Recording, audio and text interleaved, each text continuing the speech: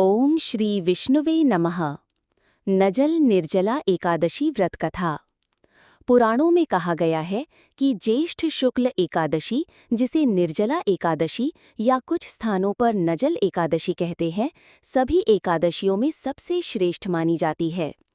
इसका व्रत करने से वर्ष भर की 24 एकादशियों का पुण्य एक साथ प्राप्त होता है। व्रत कथा द्वापर युग की बात है। एक दिन महर्षि वेदव्यास पांडवों के पास हस्तिनापुर आए।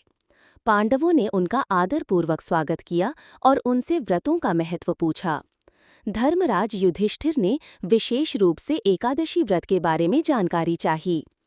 वेदव्यास जी ने बताया कि एकादशी का व्रत भगवान विष्णु को अत्यंत प्रिय है और ये व्रत मोक्ष देने वाला है। सभी पांडव व्रत करने लगे, लेकिन भीमसेन को भोजन के बिना रहना कठिन लगता था। उन्होंने निवेदन किया, भगवन, मैं भूखा नहीं रह सकता, पर मैं भी पुण्य पाना चाहता हूँ।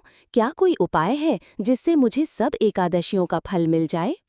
वेदव्यास जी मुस्कुराकर बोले, हे भीम, यदि तुम वर्ष भर की सभी एकादशियों का फल चाहते हो तो ज्येष्ठ शुक्ल एकादशी को बिना अन्न और जल के व्रत रखो। यह कठिन है, पर इसके फल से सभी एकादशियों का पुण्य मिल जाएगा। इसे निर्जला एकादशी कहते हैं। भीमसेन ने ये कठिन व्रत श्रद्धा से किया। उन्होंने पूरा दिन बिना जल और अन्न के व्यतीत किया और द्वादशी को ब्राह्मणों को भोजन करवाकर स्वयं प्रसाद ग्रहण किया। इस प्रकार उन्हें वर्ष भर की सभी एकादशियों का पुण्य प्राप्त हुआ। इसी कारण से इस एकादशी को भीमसेनी एकादशी या निर्जला नजल एकादशी कहा जाता है।